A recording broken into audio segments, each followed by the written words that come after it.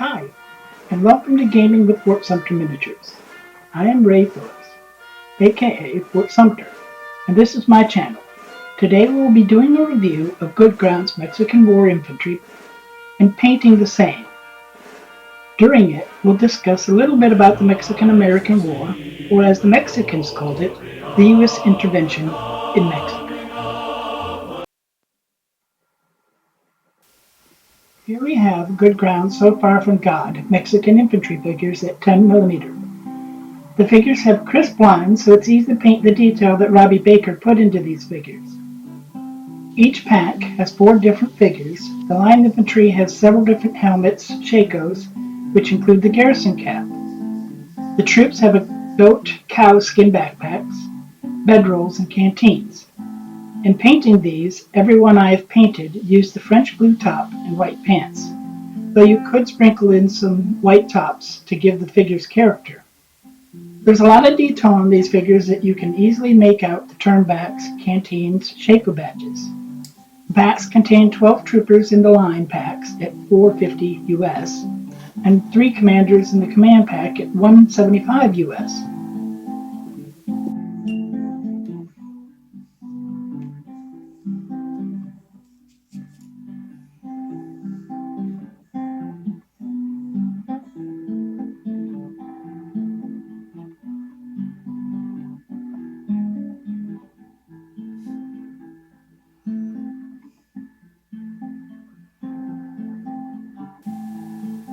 The Mexican-American War, 1846 to 1848, stems from the conflict 10 years earlier when Texas declared its independence from Mexico, which the U.S., Britain, and France acknowledged, but Mexico did not.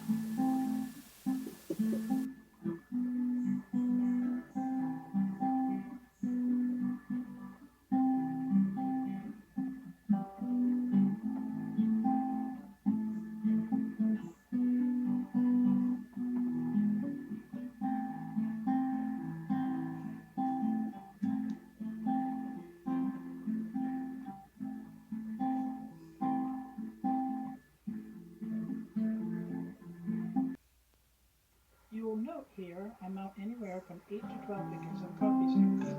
Spray black primer on the figures using Lazy Susan spray bottles. Use black primer on these figures so that when I paint them, any gaps I miss will show up as shadows on the figure.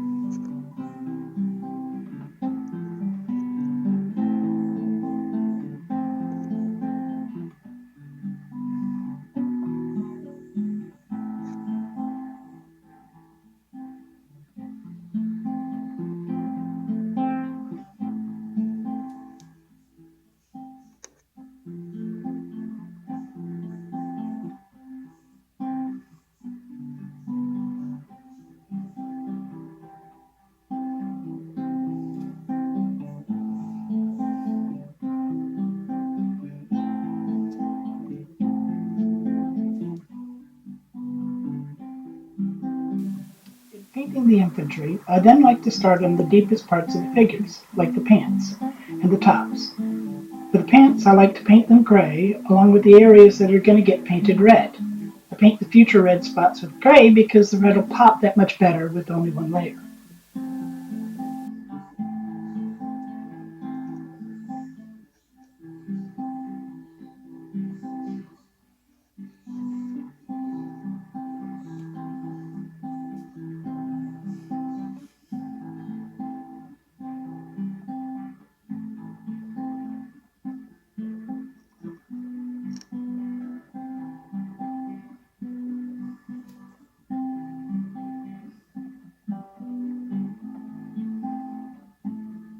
In 1846, the U.S. annexed Texas into the Union under the expansionist President James Polk. The annexation initiated hostilities, soon forcing Zachary Taylor to defend Texas, culminating in the battles of Palo Alto and Resaca de la Palma, 2 of the most popular miniature scenarios for this period.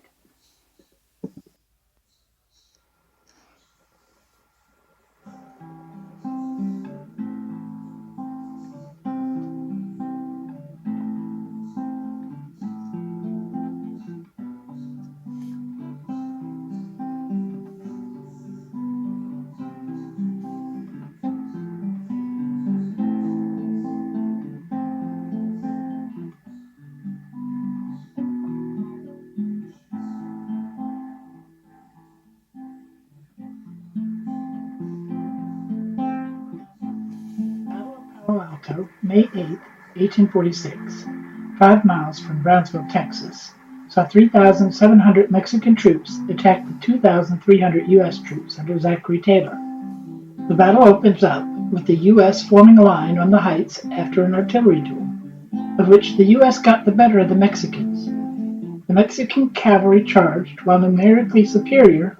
The Mexican cavalry was roughly handled when they charged the U.S. square.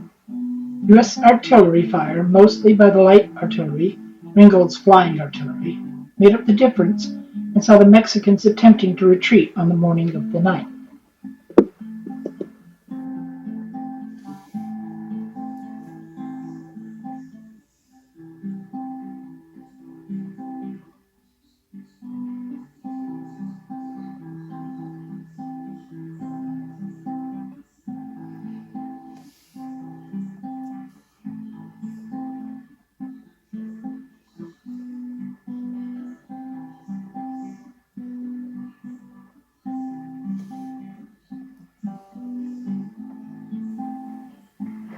The Battle of Resaca de la Palma, May 9, 1846, saw the Mexican army taking up a defensive position along the Resaca de la Palma to the south of Palo Alto. Resaca being a dry channel or stream bed. While the Resaca protected the Mexican infantry from the U.S. artillery, a charge by the U.S. dragoons, and followed up by an infantry attack, saw the Mexicans retreat again.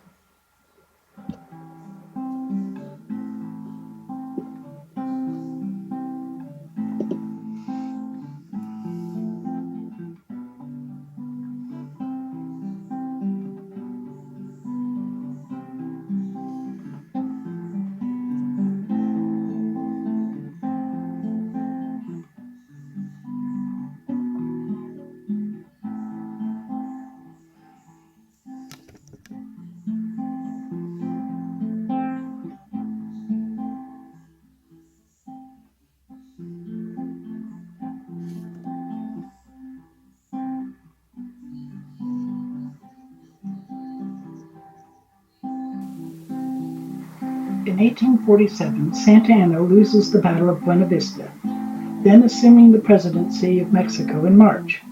General Winfield Scott lands in Veracruz and marches west to Mexico City, where essentially the last battle of the war is fought, the siege of Mexico City. Many future generals on both sides of the U.S. Civil War were engaged at this battle. Notably are the names Grant, Beauregard, Pickett, Longstreet, Kearny, and Sumter.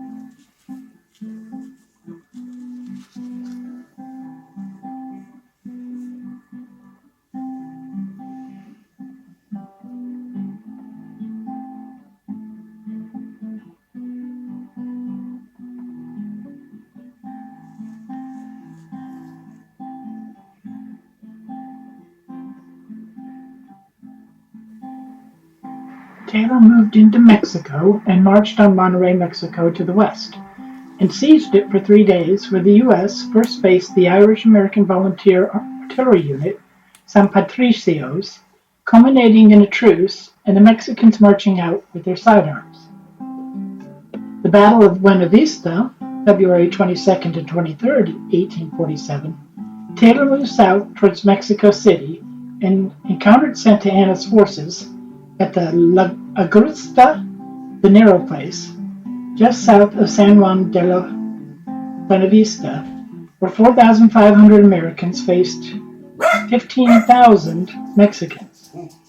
The battle was a disordered affair in which both armies claimed victory. Santa Anna left the field due to lack of provisions. Several notable figures and future Confederates took part in this battle. Braxton Bragg and Jefferson Davis, both part of the volunteer forces.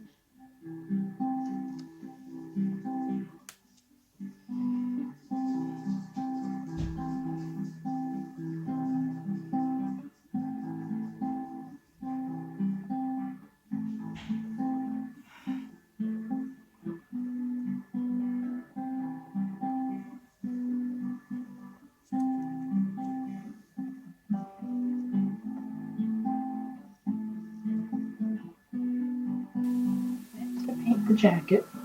From the jacket, I have to paint the bedroll gray, backpack brown, and the turnbacks, cuffs, and collars in red. White will be used for the belts and strapping. Generally, I paint the guns and the canteen when I paint the backpack. From there, it's black for the shoes, helmets, shakos, and any other places that I wanted to find the white. Then we get out the yellow for the helmet bands, gunmetal for the gun barrels, gold for the bands on the guns, sword handles, and badges on the shakos. Next, flesh, fixing any other colors that I may have messed up, then silver for the bayonets as a final.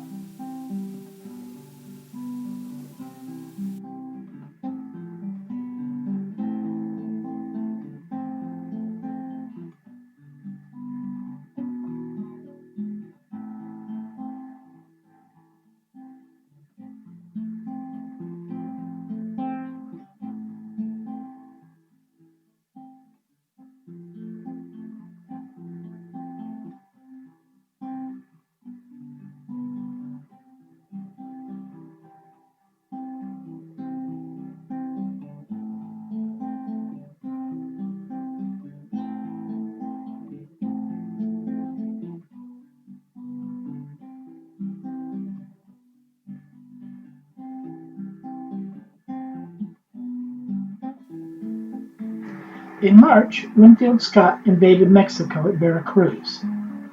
In April of 1847, Scott moves west towards Mexico City, outmaneuvering Santa Anna at the Battle of Cerro Gordo, where PTG Beauregard and Robert E. Lee of the Engineers distinguished themselves, finding a way around the strong defensive position that Santa Anna occupied.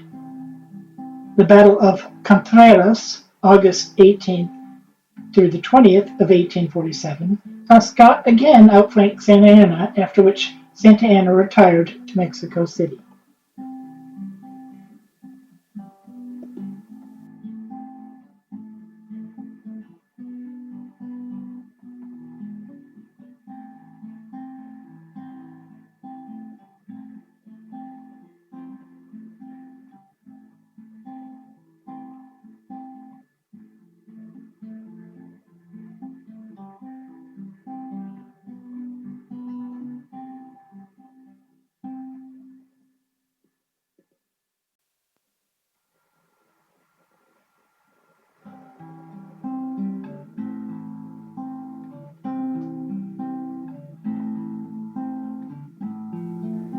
September 13th and 14th of 1847 see the U.S. assault on Mexico City, where U.S. Grant distinguished himself. It is from the Battle of Chapultepec, where a portion of the Marine hymn is inspired, the Halls of Montezuma. In this battle alone, Robert E. Lee, James Longstreet, Joe Johnston, George Pickett, D. H. Hill, and Thomas Jackson were involved.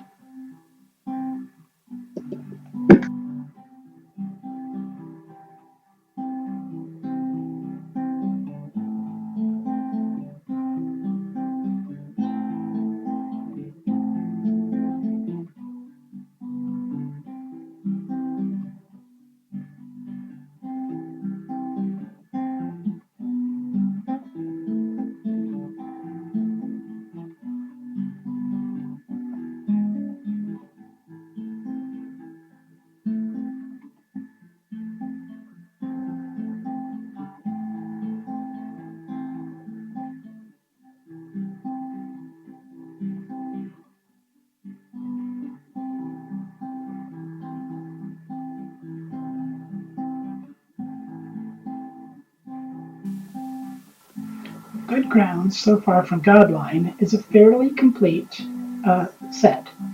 In a few more packs, the special units are still on the workbench. Bill Moreno is great about keeping people in touch with what's planned, and the website is easy to use.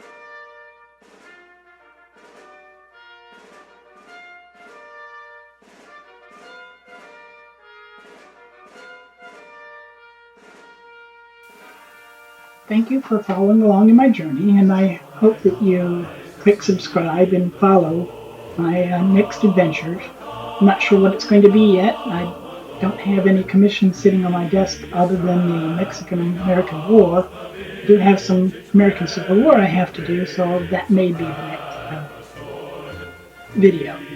Thank you, and have a good one.